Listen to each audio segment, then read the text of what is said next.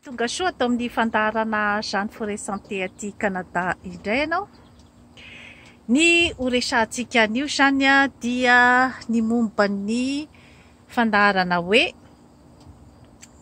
inona no tokony atao rehefa amin'ny rendez-vous voalohan'ny mpifankatia.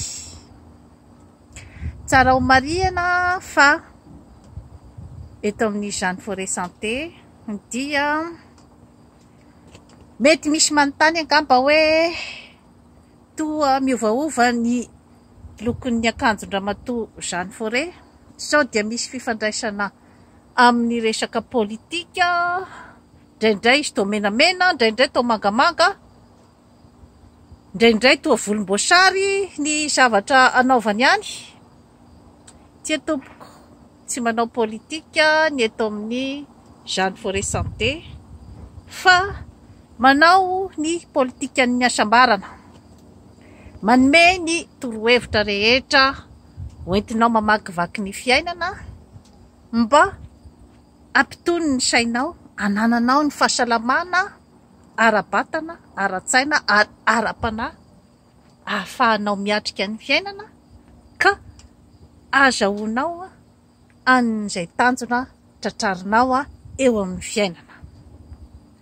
Averiko indray mandeha fa politikan'ny asambarana no eto amin'ny Consultez ka io asambarana io dia mendrika an'io daholo ny olombelona rehetrarehetra eto ambonin'ny tany, na ny mpanao politika, na ny vehivavy, na ny mpianatra, na ny mpandraharaha sy ny olona rehetrarehetra eto ambonin'ny tany dia afaka mikatsaka ny asambarana daholo ary afaka anana ny asambarana mifanandrify aminy.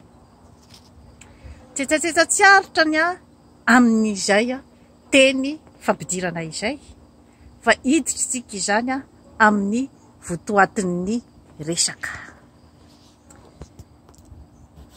Atao ahoana, inona ny zavatra atao rehefa amin'ny rendez-vous voalohany izay ataon'ny mpifankatia.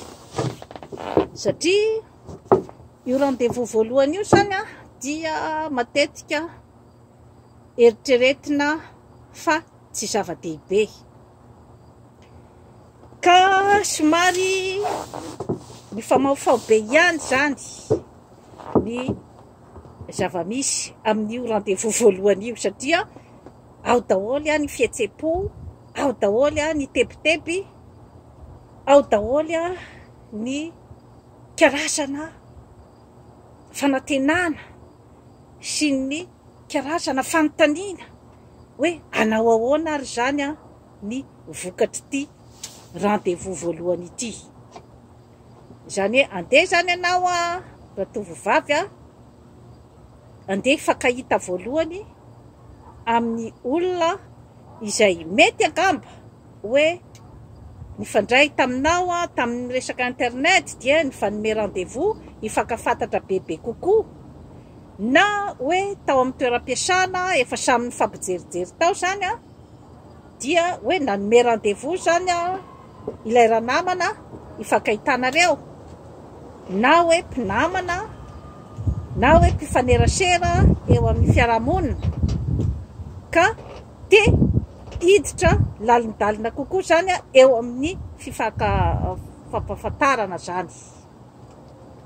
Ny rendez-vous dia karazana introduction ihany amin'ny fiarahana kanefa introduction manan-danja. Inona zany no tokony ataonao zany rehefa andeha mifanatrika voalohany zany amin'ny olona izay eritreretinao zany fa mety ho anjary mpifankatia aminao, na ny lahy na ny vavy zany no anolorako an'ity fandaharana ity. Voalohany indrindra aloha zany ara-psikolojika raha ohatra ka ny vehivavy iray zany nanaiky ny rendez-vous amina fisakafoanana ohatra, na hoe rendez-vous amin'ny toerana anankiray izay ahafahana miresaka bebe kokoa ao anatin'ny tsiambaratelo. Raha nanaiky zany ilay vehivavy dia efa azo lazaina zany fa eo amin'ny 50 isan-jato eo zany izy dia intéressé amin'ny fiarahana, fa tsy mbola 100 isan-jato, satria ianao raha lehilahy te hijery bebe kokoa zany, te hafantatra azy bebe kokoa, izy ihany koa te hafantatra anao bebe ihany koa. Fa saingy raha ohatra ka tena tsy intéressé izy zany matetika dia mamita an'ilay rendez-vous.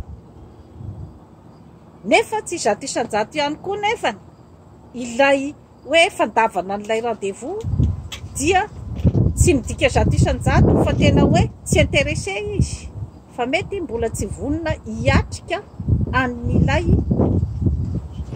fifaneraserana. Maro dia maro zany ny zavatra mifamaofao zany ao ambadiky ny atao hoe rendez-vous io. Rehefa tonga amin'izay zany ny fotoana izay ahafahana mifampitafa, maro dia maro no mety ho fihetsepo zany, manakatsakana sy manakona ny zavatra rehetra ao anatin'ny sain'ny tsirairay, kanefa matetika dia ao anatin'io rendez-vous voalohany io no hafantarana tsikelikely, izany hoe efa misy taratry ny sahala amin'ny manao famakafaka-ndatsoratra eo ao amin'ny introduction, dia efa afatapataranao zany ny mety ho contenu ny famakafaka-ndatsoratra, ary mety efa ho hita ihany koa zany ao amin'ny introduction ny conclusion. Sainga ilay karazana fihetsepo na ny émotion zany mandritra n'ilay fifankahitana zany dia mety anelingelina zany an'izay fahitana an'izay contenu ny introduction izay, indrindrandrindra zany ho an'ny tovovavy zany izay zavatra izay no mety anjavozavo zany ao anatin'ny émotion.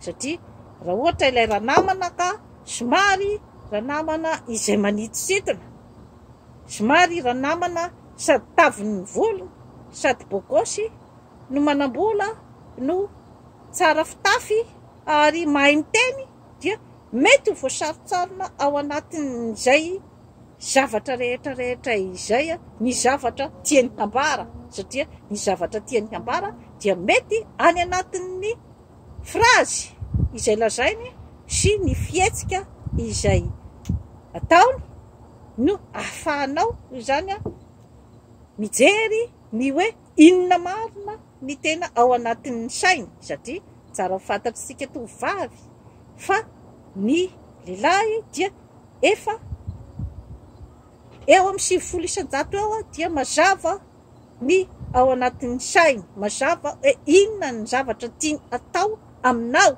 miaraka aminao, efa mazava tsara aminy izay zavatra rehetra izay.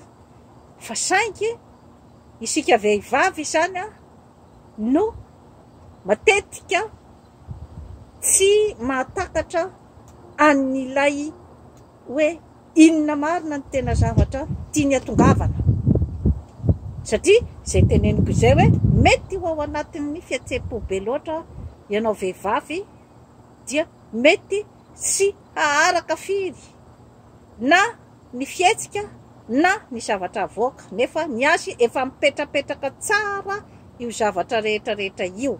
Mety isy ihany koa ny karazana fisariana, izany hoe efa manana hevitra mahitsy izy ao anatin'ny sainy ao, saingy voatakotakon'ny karazana séduction izay alefany zany ny zavatra rehetra ao anatin'ny lohany, dia eo no mety mahajambanao raha tovovavy. Ka Izany zavatra rehetra izany zany no tiako ampitaina eto. Tsara fantatritsika tovovavy aloha fa na lehilahy izay te hiditra amin'ny fiarahana matomatotra kokoa, na ny lehilahy izay te hanao aventure amin'ny fotoana fohy, ninninna zany zavatra anatin'ny lohany ao dia tadidio fa tokana ny zavatra iraisan'ireo dia ny firaisana ara-nofo. Izay zany aloha dia tsy tokony isika vehivavy zany ny hoe tsy afantatra an'izay zavatra zay. Kanefa ny fahadisom-panantenana matetika goavana zany dia ny hoe voazony ny zavatra nitadiaviny dia lasy izy mitsoka. Izay zany matetika ny fahadisom-panantenana izay mipetraka. Ka manoloana an'izany zavatra rehetra izany dobodoboka mafy ny fonao raha tovovavy satria azoazonao zany angamba ilay ranamana. Dia mamboamboatra tsara ny fitafinao, mamboamboatra tsara ny volonao, mamboamboatra tsara ny fomba fiteninao ianao zany mba hasarika an'ilay tovolahy zany. Izy koa dia efa mamboamboatra ihany koa ny teknikany rehetrarehetra koa, satria ny objectifany dia ny ahazo anao, ny ababy ny fonao. Ka eo amin'izay zavatra rehetrarehetra izay zany no mila jerevana kaiky, satria ianao izay ataontsika zany hoe raha ohatra ka hoe azoazonao zany amin'ny ankapobeny ilay tovolahy, izany hoe lanilaninao zany ny fombafombany rehetra ty ivelany, kanefa ianao zany mbola tsy tena mahalala azy ary tsy mbola mahafantatra koa zany hoe inona marina ny tena tiany atao miaraka aminao. Tsy misy maharatsy an'izay fanamboarana ny bika aman'endrika sy ny zavatra rehetra ty ivelany mba nitositon'izay aminao vehivavy, tsisy maharatsy an'izay, fa ampiarahana ihany koa amin'ny saina sy ny fanahy mandinika. Izay no zava-dehibe amin'ny rendez-vous voalohany. Ny fahaizanao manana an'izay ataontsika hoe maîtrise de soi izay. Izany hoe tsy ny fo mitepitepy be loatra zany no betsaka amin'ilay fifankahitana, fa tokony ianao zany afaka tsara anana ny fitoniana, anana ny fahamatorana indrindraindrindra, ary indrindraindrindra zany dia ny fitokisantena. Tsy mora nefa izay zavatra rehetrarehetra izay raha ohatra ka ao anatin'ny ataontsika zany hoe émotion sy ny fihetseham-po be ianao zany noho ny famirapiratry ny hakanton'ilay tovolahy aty ivelany. Mety tsy afaka ianao zany hanana amin'izay atao hoe maîtrise de soi izay zato isan-jato izany, satria tsy azo metsiny amin'izany zavatra rehetrarehetra izany, satria misy ihany koa ny atao hoe coup de foudre, izay efa nazavaiko teto ny hoe inona marina ny atao hoe coup de foudre. Izany hoe zavatra hery tsy haitohaina avy amin'ny olona iray zany izay ateraky ny fifampisintomana amin'ny olon-droa, ka eo no mety hapisy ihany koa zany ny ataontsika hoe zany hoe ny tsy fahaisana mifehy ny fihetseham-po zany. Miodikody ao anatin'io fifankatiavan'io daholo zany izay zavatra rehetrarehetra izay. Ka ny faverimberiko eto foana zany dia ny hoe fanananao ny fitokisan-tenanao. Inona ny valeur izay anananao ary inona ny faiblessenao. Mila fantatrao tsara zany izay zavatra izay alohan'ny hifankahitana. ary indrindrandrindra zany dia ny hoe inona koa zany no tanjonao amin'ilay fifankahitana. Mila fantatrao daholo izay zavatra rehetrarehetra izay, ary hoe inona ny zavatra mety hiandry anao raha ohatra ka mandray ny karazana fanapahan-kevitra andeha ho ato ianao. Inona no mety ho vokatr'izay fanapahan-kevitra no raisinao izay.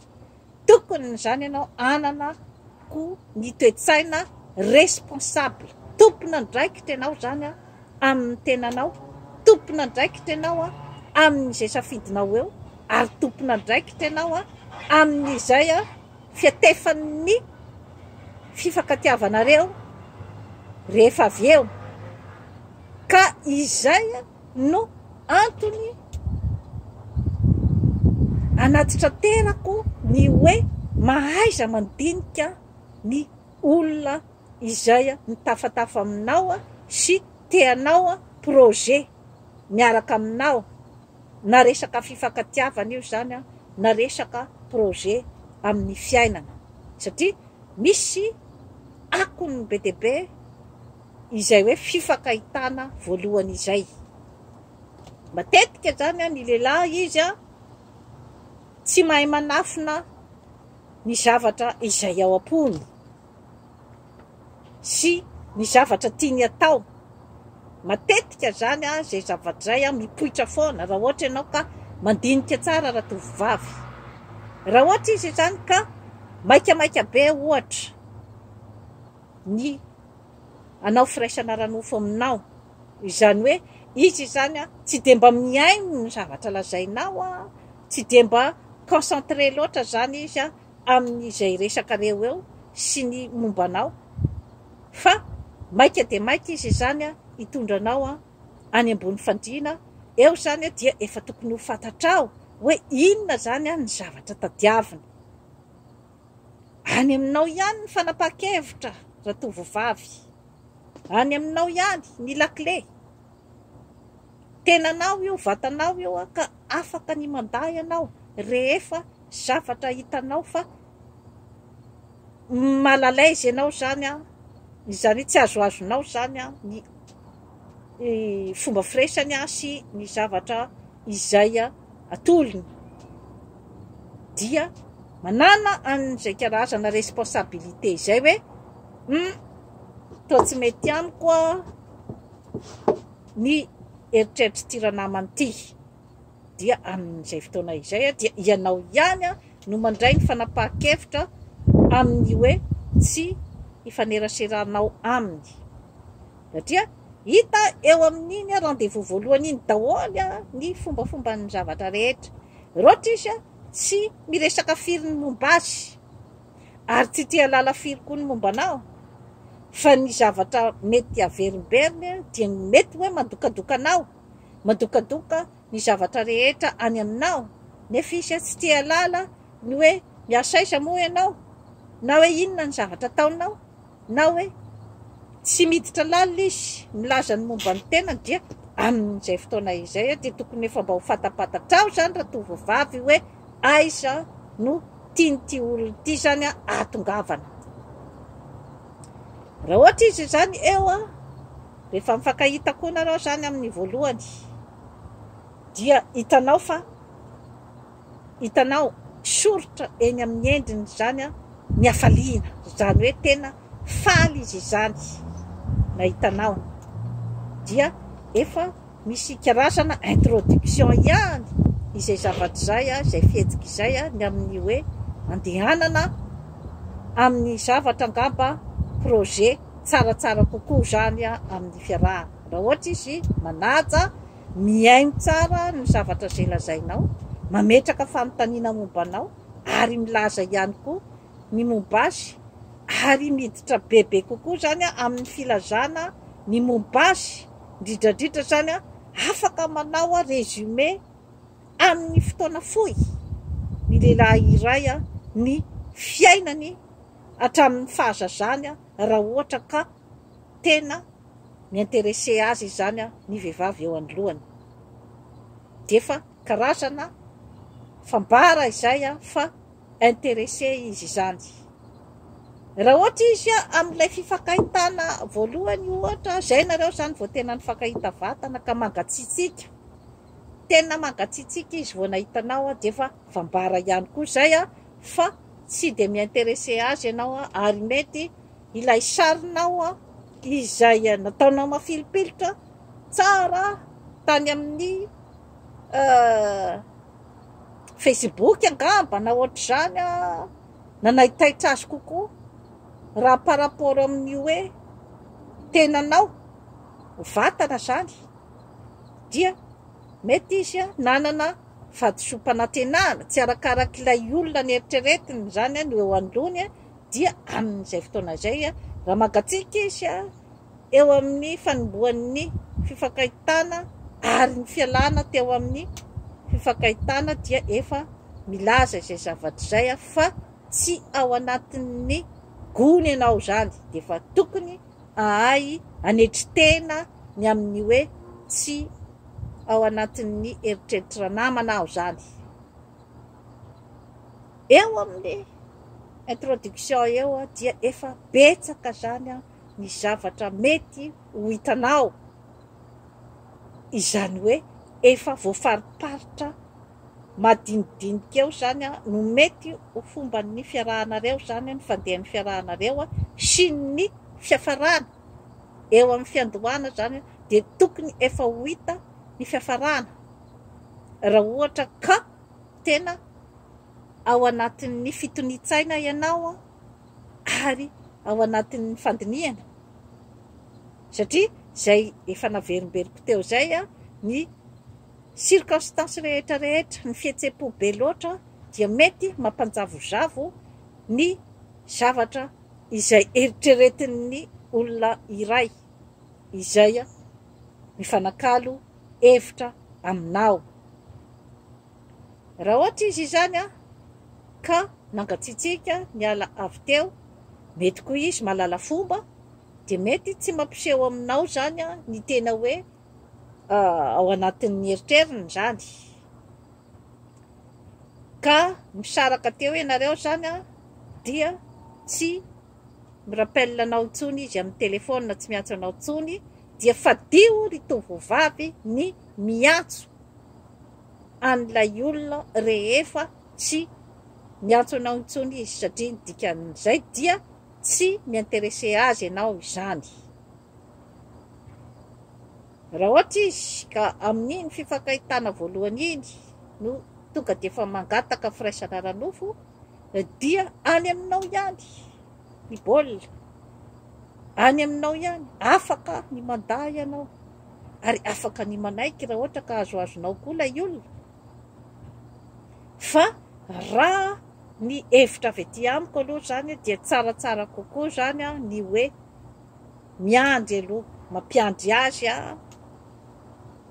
ny hoe te hafantatra bebe kokoa ny momba azy sy ny fombafombany sy ny zavatra eritreretiny. Izay zany no mety hanananao ny karazana maîtrise de soi bebe kokoa zany, ahafahanao mahafantatra bebe kokoa an'ilay olona ary mety hananany ny atao hoe considération na ny fanajana bebe kokoa anao izay karazana hoe attitude raisinao zay, satria eo amin'io firaisana ranofo io foana zany matetika no pisy ny atao hoe déception na ny fahadisom-panantenana, satria zay hoe matetika rehefa azon-dranamana zany ny zavatra nitadiaviny dia iny izy no tsy hita, nefa zay zavatra zay zany matetika dia mandratra ny foninao vehivavy izay ny eritreritra fiarahana matomatotra kokoa zany. Eo zany no matetika hipetrahan'ilay hoe aza dia diso manana fahatsorana be loatra zany, izany hoe tsy manara-dreny rano an'izay zavatra rehetra tian'ilay lehilahy atao anao. Izay akory tsy midika hoe rehefa eo amin'ny fifankahitana ianao dia efa iseho kizitinjitina be, na iseho anohy tohitrasy, na iseho hoe tonga de ohatrany hoe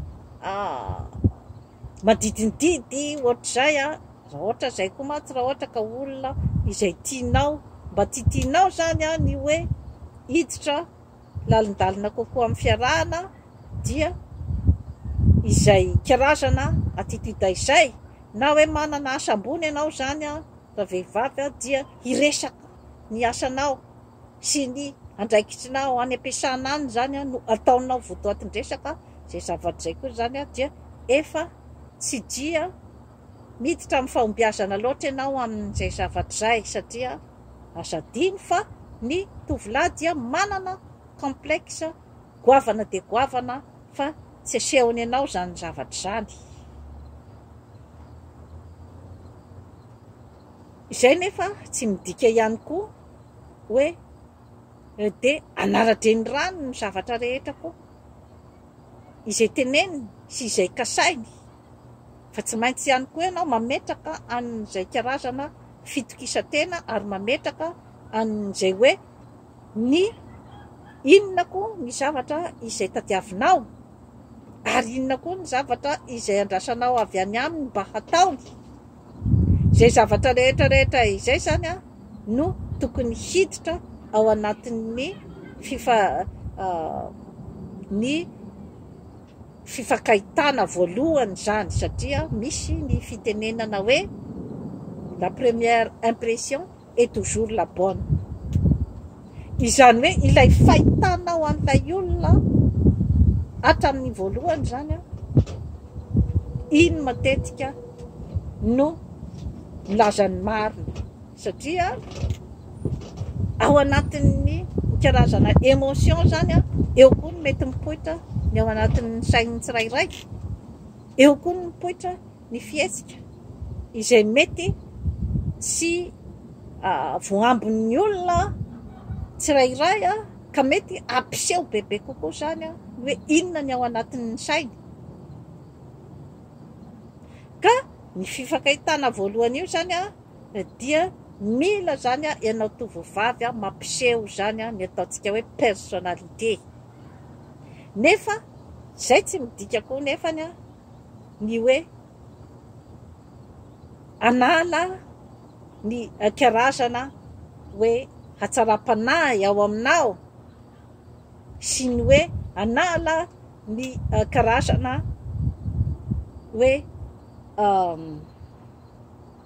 toetra malefaka avy any aminao, satria iny ihany koa no mitondra ny sarman'ny vehivavy, kanefa mametraka tsara ihany koa ny personnalité. Ny amin'ny hoe inona marina moa zany no tena tadiavin'ny tiranamany ity, ka izay zavatra zay tsy akory ianao andeha ametraka ny fanontaniana amin'ny inona marina moa zany ny tena zavatra tadiavinao aty amiko. Zay zavatra zay koa dia mety andrendrikanao ihany koa, satria mety andaika izy rehefa anontanianao an'izay zavatra zay, na mety koa izy tonga azy ho malalaise ny fanontanianao, fa any anatin'ny sainao any ianao no mametraka an'izay fanontaniana zay, inona marina moa zany no tena tadiavin'ny tiranamany ity. Raha ohatra izy zany amin'ny fifankahitana voalohany koa dia efa mamepetra aminao hoe vehivavy ohatran'izao sy ohatran'izao no tiako ny toetrany, vehivavy ohatran'izao sy ohatran'izao no tokony ataonao, dia efa mieritrereta ihany koa zany ianao raha tovovavy fa izay no fomba ifampitondranareo zany izy no mamepetra ny hoe izao sy izao sy izao sy izao zany no tiako ataonao raha matoa, ka mitandre maro tovovavy fa rehefa ohatran'izay izany ny tovolahy iray dia tsy mametraka anao amin'ny maha izy azy ianao izy zany fa izay zavatra olona personnage hafa zany no tiany ho lalaovinao. Raha ohatra ka hoe teatra no lazaina dia efa mieritrereta ihany koa zany amin'izay karazan-javatra izay, satria raha olona tena tianao dia tokony akasitraka ny maha izy azy ianao. Zay zany no ambangovangony. Mitondra ny fiainana rehetra mihitsy. Na mpandraraha ianao, na mpanao politika ianao, na mpianatra, na vao nahazo diplôma hitady asa, dia zava-dehibe izay hoe fifankahitana amin'ny voalohan'izay mitondra zavatra maro dia maro ny fifankahitana amin'ny voalohany. La première impression est toujours la bonne. Dia toy izay indray tompoko lahy sy tompoko vavy no azo natolotra anao an'io. Manaova abonnement amin'ny Jeanne Forêt Santé aty Canada fa hanatsara ny fiainanao ary hitondra hasambarana sy fitonian-tsaina ho anao. Veloma tompoko.